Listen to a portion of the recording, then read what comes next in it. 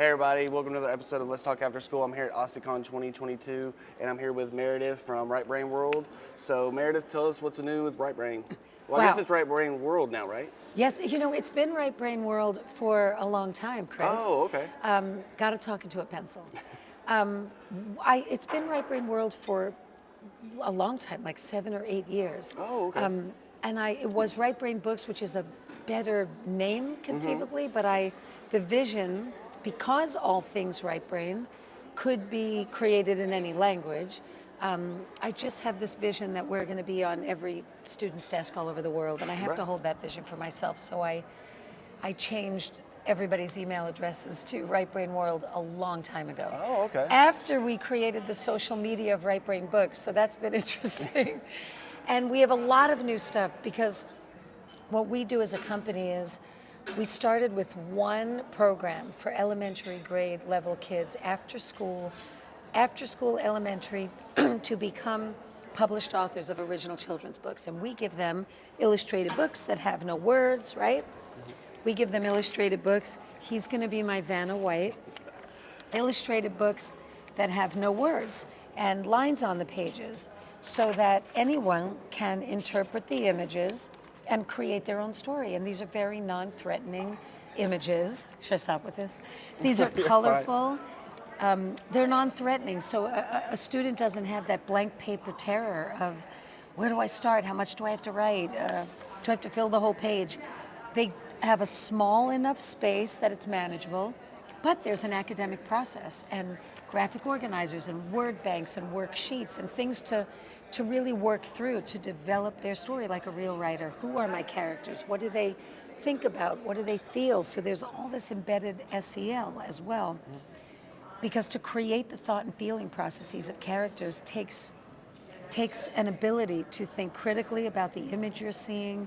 It takes an ability to have compassion, empathy for illustrated characters who are sometimes aliens. Or like, here's a story where, this girl's getting bullied in school, and some of our books have dinosaurs and aliens and no people at all. This book is like a bunch of little Frankenstein-y kind of monster characters. Anyway, kindergarten through 12. So whether you're 6 or 16, what does it mean to become an author of a story for a small child? And that's social emotional learning. Yeah. I'm creating something with purpose. And in the school day, the writing that kids are asked to do, and in Texas, they test them in the 4th, test them 4th and 7th. So there's like no writing. Yeah. Until just before that 4th grade test, and just before that 7th grade test. And then the writing was so terrible, just like nationwide, the writing was so bad, they were going to take the essay portion out of the SATs. Not that I'm a believer in the SAT being a measure of the whole student. But there is a gap there between, 4th grade and then to 7th grade. That's that's 3 years is a very long time. How about when you get to 2nd grade? Yeah. When you get to 3rd grade, you should be writing for sure at a 3rd grade level at least. That's the other thing. Right Brain doesn't believe in grade level reading. We think, okay, so year 5, let's read you a book. Let's read with you a book that maybe a 7-year-old would read. Do you know what I mean? The content is not inappropriate, but let's give kids the benefit of the credit for being smart, right? Also, everything Right Brain is designed it is disguised. So whatever they're doing, it's especially excellent for English learners. It's an English language arts, English language development curriculum. Whatever it is, right? And we have an improv program for middle and high school, and we have a journal jam program, and we have a poetry and spoken word program, and we have a rap program for middle and high. Yeah. We have an animation program. We have like all kinds of stuff. What we do to bring it back around, we go to conferences. We invested all of our resources and energy into after-school education, and we learn from our after-school students and from after-school educators what's needed to innovate in education, and then we create to meet those needs. So what are these? Are these little like story, just story starters, or just? Exactly. So these are what we call our story cards. They're large format, colorful, illustrations from children's books, our artists, our children's books, right? But like this, what we showed you this book, this is a very fun thing to imagine stories about Well, or and it can write be so something many for. different things. It's not just, it's got to be this. If you gave this to 10 different kids, you would have 10 different stories and That's 10 right. different versions of Exactly. this one thing. So. And there might be similar elements, but there are so many different ways to tell a story. And just that concept is important for kids to know. The other thing is, maybe you have this card and she has this card and I have this card. Maybe there are 5 of us in a group, right? And maybe we all start a story and write for a couple minutes, 2 minutes. Then a timer goes off. And then we switch and you continue my story and I continue your story. And, if you have 5 kids and you did 5 2-minute rounds in a room of 20 students, in 10 minutes of writing and maybe 5 minutes of reading. So in 15 minutes, you'd have a whole classroom full of short stories co-authored by everyone. And the kids switch from setting and set of characters and theme and, genre and whatever to another one. That's an application of their critical thinking skills, their fearlessness in trusting the group, instant accountability and responsibility, because if I don't write anything, you're in trouble. If you don't, so we all collaborate, we're a team, and every single sentence sounds like one voice. Right. Everyone maintains the integrity and the tone of the story that came to them, which is a skill. Well, and it's very good about quick thinking, a lot of kids, they have and I think me sometimes, when I'm writing something, I always get blocked. And sometimes you just have to, you take one sentence and then, okay, just write one sentence. And then I think once they kind of break from that kind of opens up things for them. Agreed. And also, this, it's hard not to have something to write when you're looking at a picture. So it's all based on the research that when you give anyone, but a child of any age, a colorful image as a prompt rather than a word sentence or just blank paper and think of a prompt, think of a concept. This triggers synapses in the brain. The fact that it's color is triggering synapses in the brain. And I always tell people, when your student looks at paper and appears to be stuck, and the kid might go, I don't know where, I'm stuck, I don't know. If you can say to them, you know what, you're not stuck. You're flooded with so many amazing ideas. That's You have too many ideas. You don't know which one to pick first. So tell me just one of your many ideas. Where are they? They're in the galaxy. Exactly. So you already have one thing. Tell me something else. Well, the spaceship's pink. Right. You have 100 ideas. Just pull one down. Yeah.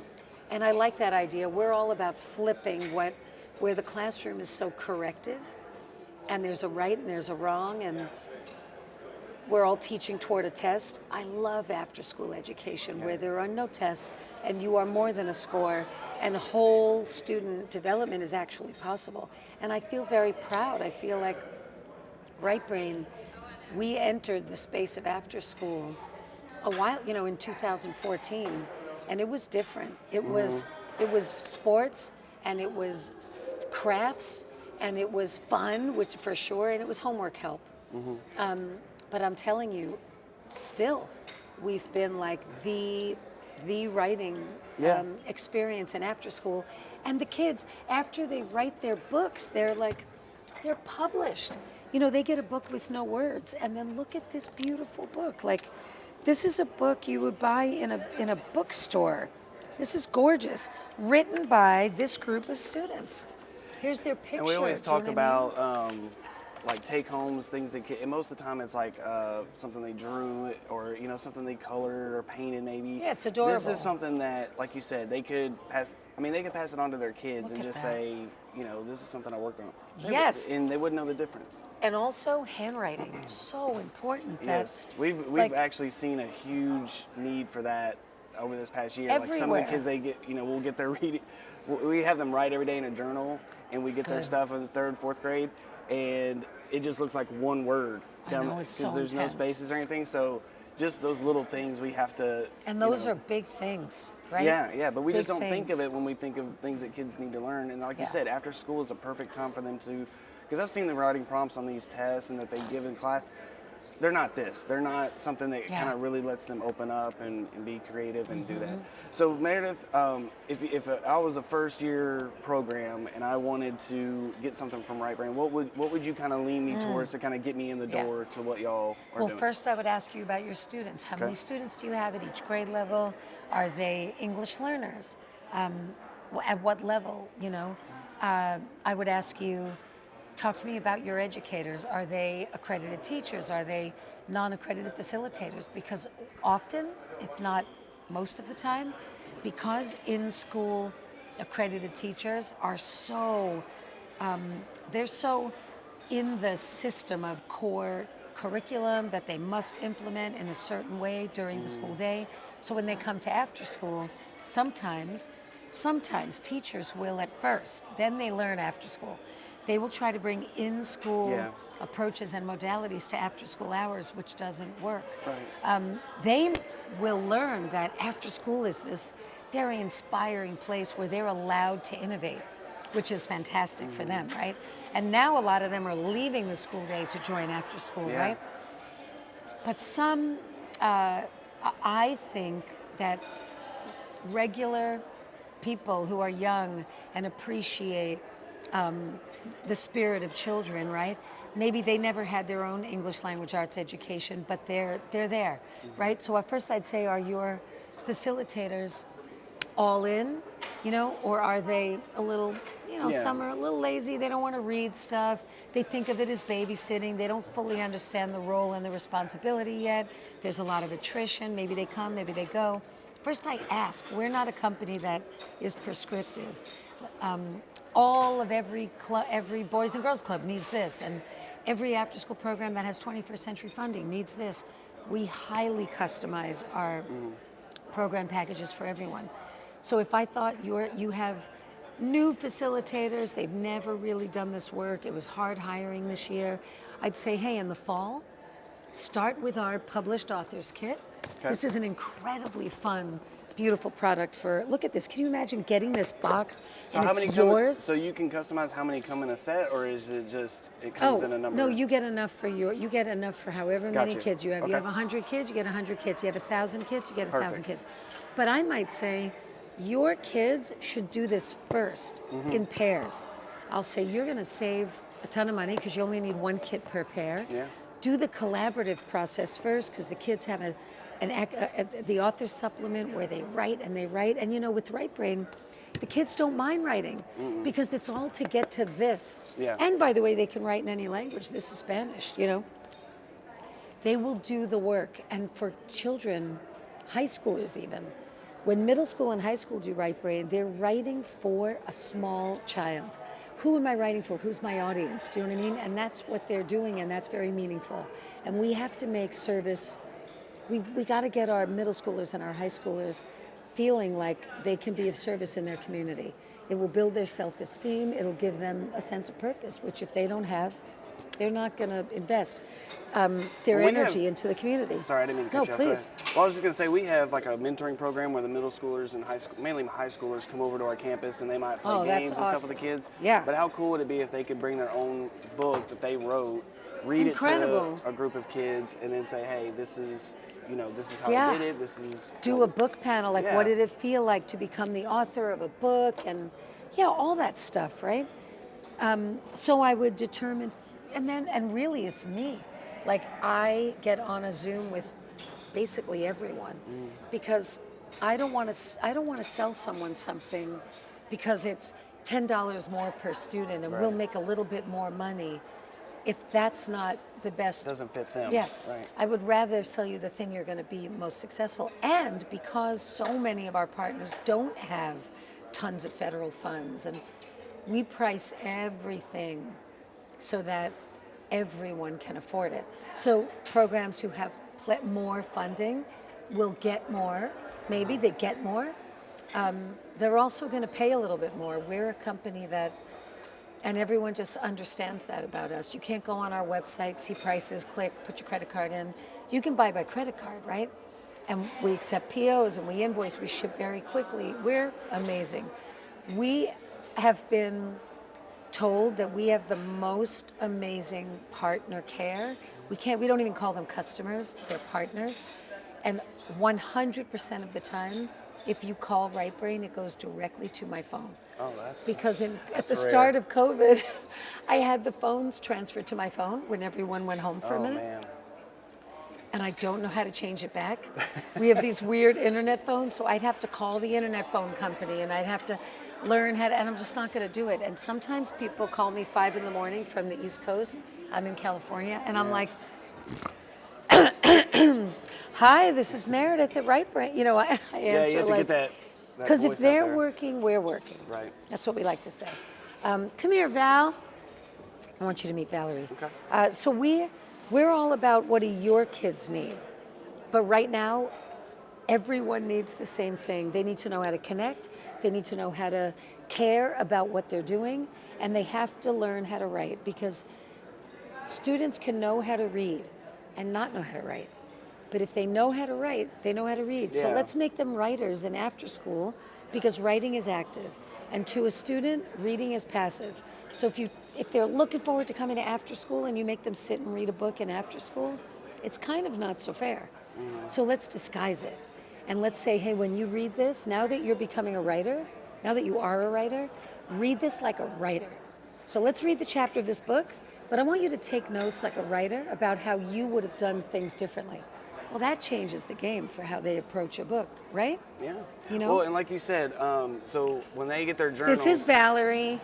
Can I just introduce Valerie to Yeah, you? go ahead. Valerie is our education partner liaison. She's someone who came to work at the company maybe as like a high-level administrative assistant, right? Okay. And it helped me out. Mm-hmm. Wow, really quickly. I can't process how much she does. And I keep telling her, like, stop getting raises. And every Yeah. day I'm like, do you need a new title? Do you need a new title? And I never thought she'd be on the road with us and facilitating sessions with me. And it's really something. I was gonna say that's the first thing I noticed. Y'all brought a lot more people. Normally it's you and you're Well, normally there's working 2 all these of different us, groups. maybe, Yeah. or 3. This time we only bought 3. We had 4, but another partner needed a family engagement okay. event, so I sent that person there. But we got this. Yeah. Where's Joe? Joanna. Anyway, she's in the bathroom. But maybe you have something to say, because Valerie is a Spanish speaker. You weren't an English learner as a child, right? Classified. I was not. Oh, thank you. Just How put do that I- on your shirt. And she's a preschool teacher prior to Right Brain. And that's very meaningful, because we have an early learner program. Boy, if you can get these kids imagining themselves as writers, which is not expected of early learners normally, but why not start them young and then accelerate them, so by the time they get to the 2nd grade, writing is so normal. So now we don't have to worry about, got to get our kids to reading level by 3rd grade. They're already there. Do you know? Will you talk? Maybe you can share about that. Yeah, I love all of our programs, but especially the early learner program, because I did teach young learners. But I agree. I think that right now it's so important for the little ones to be able to express themselves. Just because they're little doesn't mean that they don't have big feelings. So I love that through the images, you can teach them big words. They're never too small to start learning these things. So I appreciate all of it's not threatening, it's like inviting, and the little ones are happy to raise their hand and, well, my mom, loves me, and in this picture there's a mom, and just a conversation of what love means, and then just topics that come organically from these pictures that relate to them. And that's why I love it so much, because they have so much to say, and sometimes as adults we feel like they don't. They're little. They don't have much to say, but on the contrary, they have so many ideas and so much to talk about. So Yeah. I especially appreciate and love the early learner program. I'm biased that way. Yeah. Yes, of course. Awesome. So, I see. yeah, I See? can't- yeah. See, so we should just use this mic. Yeah, if only it was a real microphone. I we know, would- but still, isn't it great? Yeah. So like I was saying, and another thing you kind of touched on a little bit with Yeah. the handwriting. So, you know, I've seen their journals. They're not. It's a journal. Every kid's journal kind of looks the same, so kids just kind of scribble in there, and if it makes sense, it makes sense. If it doesn't, when they're writing in these, I feel like it's a little bit more ownership, and it's a little bit more like, I want to take my time. I want to make sure that, because, you know, it is, like you said, it is going to be published at the end of it. So, I mean, like you're 10, right? You're 8. Oh my God, your picture and your author's bio lives. Look at this. This is beautiful. Yeah. It's like, I made this. And you're right. Also, the program is designed to give them a sense of agency. It is not taught top down. It's very bottom up. And for kids to understand that they get to decide, they get to take the story where they want to take it. It's like there's no chance they don't like it or appreciate it because it's from them.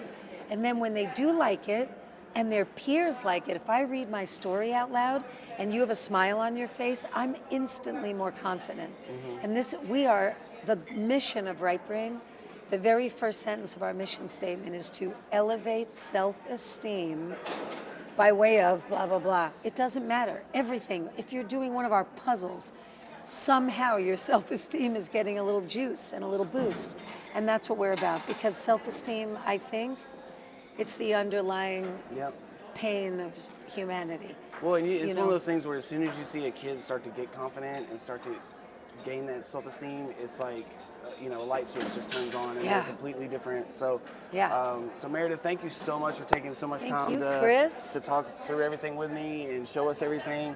In the description, I'll have a link to their website where you can find more information about everything they do. So I'm gonna make you hold the big pencil and do a little promo. Okay. So thanks again for checking us out. Again, description, we'll have the link below. Thank you very much, Chris. Where are you going now? Disneyland. Disneyland. Sure. Sure. Disneyland.